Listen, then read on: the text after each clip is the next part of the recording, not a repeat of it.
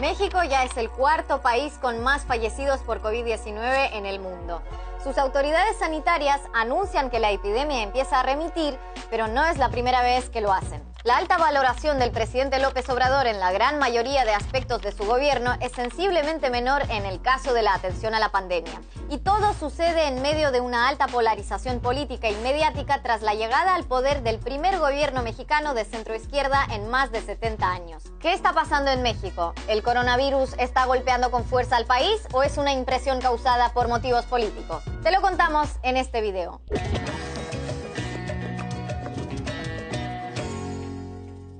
La apuesta de México desde el punto de vista epidemiológico estrictamente consistió en aplicar el sistema Centinela, que se utiliza anualmente en muchos países para monitorear la gripe estacional. Funciona de manera similar a las encuestas de opinión. Para conocer quién es favorito a la presidencia, ninguna empresa de sondeos llama a todos los habitantes del país para preguntarles su preferencia electoral, lo que sin duda sería increíblemente preciso, pero también más caro y lento, sino que contacta a una parte de la población intentando que sea representativa de los diferentes ámbitos geográficos, estratos sociales, y con eso basta para obtener una idea del panorama bastante ajustada a la realidad. El sistema Centinela es similar pero aplicado a la salud. Si en tal hospital Centinela se reportan tantos casos y en otro hospital Centinela tantos otros, se deduce cómo está avanzando la infección en el país en base a esos datos parciales. La polémica en torno a este método, sin embargo, surgió desde el inicio, puesto que epidemiólogos mexicanos y de otros países dijeron que si bien para la influenza de cada año funciona muy bien, en el caso del nuevo coronavirus, que es un virus muy diferente en términos de capacidad de contagio, tiempo para la aparición de síntomas y letalidad, el sistema Centinela es claramente insuficiente.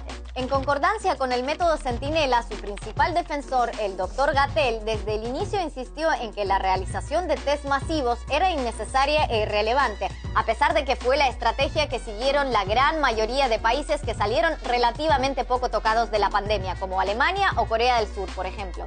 Y si bien también es cierto que algunos países aplicaron test masivos como Estados Unidos y no por ello obtuvieron buenos resultados, la verdad es que entre los países más exitosos, la detección temprana fue un rasgo común.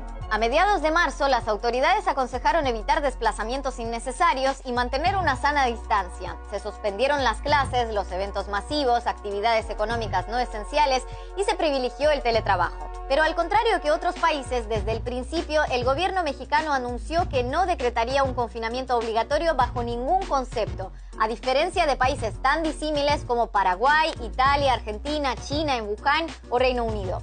El motivo principal aducido fue la realidad social de los miles y miles de mexicanos que dependen de salir a la calle para ganarse el sustento. Una realidad bastante común en toda la región que, sin embargo, no impidió que países con un amplio sector informal como El Salvador, Venezuela o Perú, por ejemplo, adoptaran medidas de cuarentena estrictas y unos más, otros menos, atendieran esa realidad social de una u otra manera, en ocasiones con ayudas económicas. A grandes rasgos, todo lo anterior fue la apuesta del gobierno de López Obrador contra el coronavirus. Y la única manera de poder evaluar a ciencia cierta las medidas de México, como de cualquier país frente a la llegada de una epidemia desconocida, era esperar el paso del tiempo y la llegada de resultados, dos condiciones que ya se han cumplido sobradamente. Para hacernos una idea del impacto del COVID-19 en México, tomaremos los datos exclusivamente oficiales de cada país a la hora de hacer comparaciones. Y dado que comparar números de contagios entre países que hacen muchos tests, países que hacen algunos menos y países que hacen pocos distorsiona más allá de lo deseable, tomaremos como cifra para comparar el número de fallecimientos por millón de habitantes, para además evitar el sesgo de comparar países grandes con chicos. 4 meses después de que se detectaran los primeros casos en el país por número de fallecidos respecto a su población, México es la quinta nación más afectada de América Latina y el Caribe y la 14ª a nivel mundial. Lejos todavía de Bélgica, Reino Unido o España, pero similar a Ecuador y no muy lejos de Brasil, un 18% por debajo en fallecidos por millón de habitantes. Pero lo que más polémica y preocupación levanta entre los mexicanos es que la pandemia, al contrario que en muchos de los países más afectados durante estos meses, no remite aún, por lo que previsiblemente seguirán sumándose contagios, fallecimientos y la nación seguirá escalando posiciones en ese ranking de fallecidos a nivel mundial. De hecho, el director de emergencias de la OMS, organismo que apoyó las primeras medidas de México, hoy advierte que levantar las restricciones a ciegas en las circunstancias epidemiológicas que atraviesa México puede llevar a una aceleración de los contagios. 3 semanas después del anterior suavizamiento de medidas decretado el 1 de junio, el número total de fallecimientos se había duplicado. Desde el 17 de mayo hasta los datos oficiales completos más recientes de la primera semana de julio, cada día, sin excepción, han fallecido al menos 400 personas por COVID-19. Las autoridades sanitarias mexicanas aclaran que la pandemia ahora está remitiendo, pero muchos de sus compatriotas no lo terminan de tener claro porque no es la primera vez que afirman algo similar. Las previsiones de las autoridades sanitarias variaron y se actualizaron con mucha frecuencia, siempre hacia peor. El objetivo de la estrategia epidemiológica también varió en los discursos. De anunciar que se contendrían efectivamente los contagios y muertes, se pasó a decir que lo que se buscaba realmente era que no colapsaran los hospitales. También hubo mensajes contradictorios entre las autoridades sanitarias y el Ejecutivo, tanto en torno al final de la pandemia como las medidas a seguir. Es el momento de enfatizar el quédate en casa, porque los contagios siguen ocurriendo y están ocurriendo a una velocidad más acelerada. O sea, vamos bien, porque se ha podido domar la epidemia. Empezará a tener esta forma plana y será completamente horizontal. Todavía nos falta mucho tiempo para eso, nos faltan varias semanas, posiblemente meses. Ya falta muy poco. Yo tengo mucha fe, tengo muchas esperanzas de que vamos a terminar de domar la pandemia. No quiere decir en modo alguno que volvemos a la normalidad. Hemos podido domar la pandemia. Esta es una epidemia que va a durar mucho. Además, la manera en que se presentan los datos, por más que se ha explicado muchas veces desde portavoces oficiales, resulta confusa visualmente porque al no ser completos los datos de los últimos días, parece que la curva está descendiendo. Es decir, para el público en general, la impresión es que en la última semana ha habido un brusco descenso, cuando en realidad los datos de ese periodo aún no están completos porque tardan en procesarse hasta 10 días.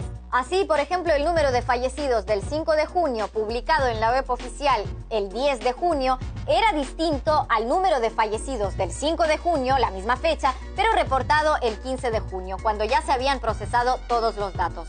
¿Ánimo de ocultación? Para nada. De hecho, las cifras oficiales se han difundido ampliamente en todo momento, pero en algunos aspectos de forma confusa. Algo que jugó en contra del esfuerzo divulgativo de las autoridades, generando frustración en la población por un descenso que nunca llegaba y burlas entre los adversarios del gobierno. Porque, por supuesto, medios y partidos opositores aprovechan toda la situación para tergiversar, caricaturizar, exagerar y manipular la realidad. Pero tampoco se puede decir que se dediquen a inventarla por completo porque los datos son los que son.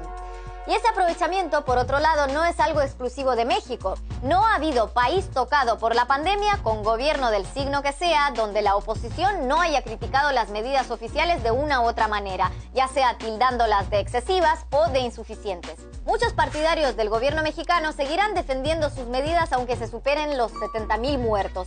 Muchos opositores igual las habrían tildado de fracaso aunque no hubieran llegado a los 5,000. Unos se enfocarán en todo lo bueno y otros exclusivamente en lo malo. Esto es algo inevitable, forma parte de la realidad política de cada país y ni nosotros ni nadie puede hacer gran cosa al respecto. Pero el objetivo de este video no es confirmar a nadie en posturas inamovibles, sino analizar la situación con la cabeza fría y aportar a un debate lo más constructivo posible.